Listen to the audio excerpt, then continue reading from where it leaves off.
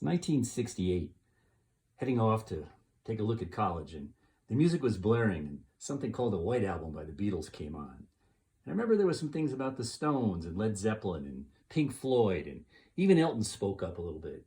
He kind of sang to us, as did Fleetwood Mac, and think about the Doobies and Crosby, Stills and Nash and Eagles.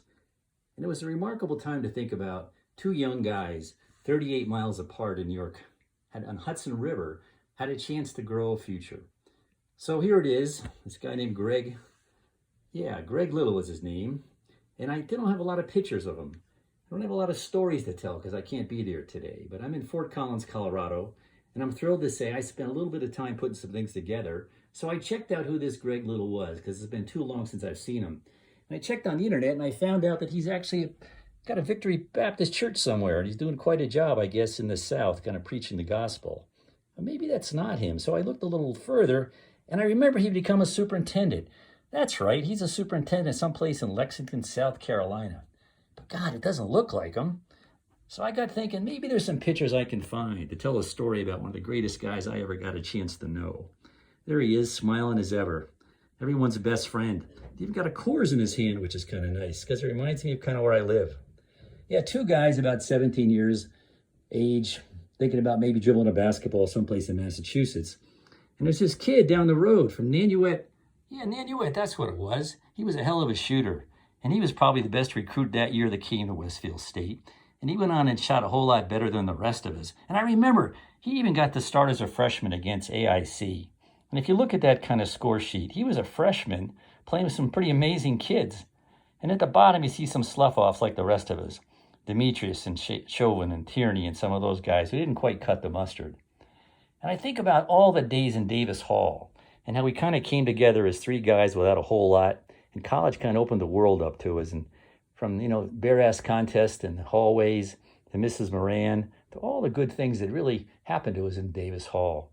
And I think about how Greg really loved this guy named Savignano. And as a matter of fact, Savignano called today and said, if you will, tell Greg to quit sleeping on the front lawn and being a protester. He's a good guy. Don't let him get in trouble. But boy, there were some great times at Westfield. And even playing some intramural sports, I think kind of gave us a chance to bond as a group of guys who stayed together the rest of our life. Some of them even had the chance to hit a ball or go out to center field with his bandana on and become a hippie before the rest of us. And I wonder how the heck did we even graduate? But I knew there were two reasons. One was that some of us got to take a little bit of the pill way before most people talked about it. And the other guy, this guy Greg, he got out of Westfield because he knew a woman named Linda Muir. And I can just hear it now. Linda Muir, you have a caller. Please come down. And I said, Greg, what the hell are you doing getting married? You're so young. Every girl on campus wants you. You look like DiCaprio. I mean, really, guy, look at you. And you're dating a woman who wears these kind of pink and purple opaque pants or stockings. Are you crazy? We're only 21, 22 years old. But Greg was a lot smarter than the rest of us. In my case, I didn't find anybody to marry me till I was about 38. And I think about, gosh, that was a pretty cool wedding, wasn't it? You think about it, a lot of us were kind of concerned. Was this going to be a Titanic kind of issue? I mean, DiCaprio was there again that night. But there was a lot of support because we all knew we loved you and it would go well. And I remember taking a look at Davey came home a couple times to see us, I think. And I think your brother took you even to California once to try to show you the real world. Kevin, I know, even had long hair, probably longer than he has now, and became one of your best friends. Wayno actually had hair in those days. Tommy T. Well, Tommy, I know, still lives in Fort Collins, and you guys get a lot of time together, which I'm real jealous of, but how cool that is. The guy in the bottom right, his hands were so long, I always thought he was going to pull a gun on us, and he was bow-legged as hell. No wonder he couldn't dribble a basketball very well.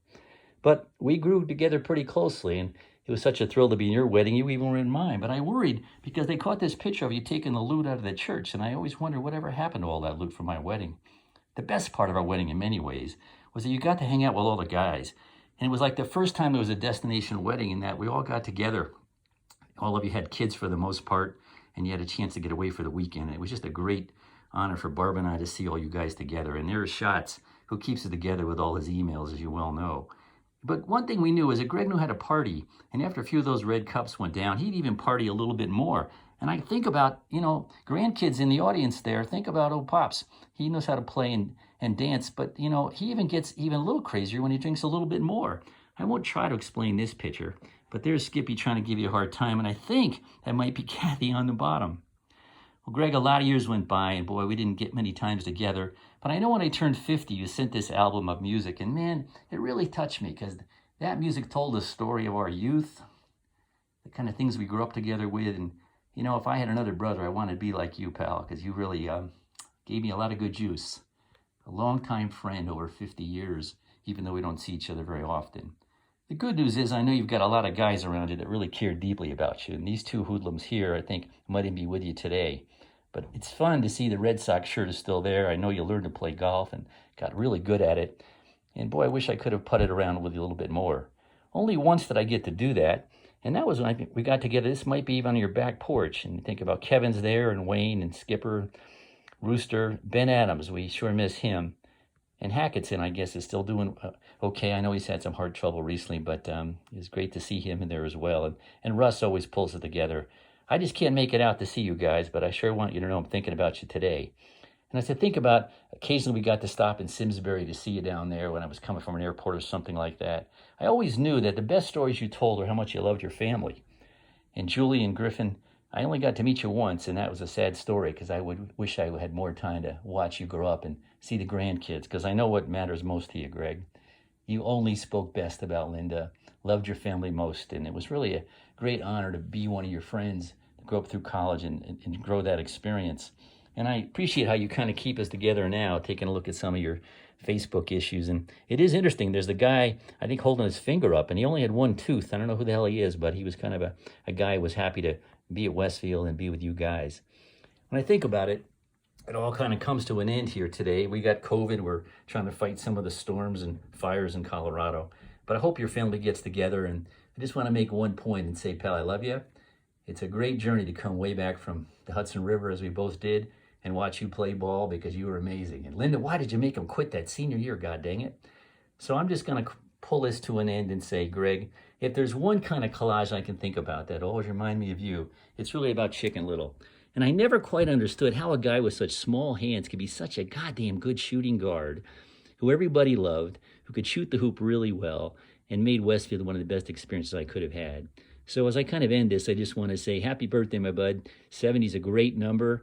I'll be there very soon as well. Let's live many more, and let's hope we get together. Linda, give him a big hug for me. We love you both, and you guys take care. Best to the family.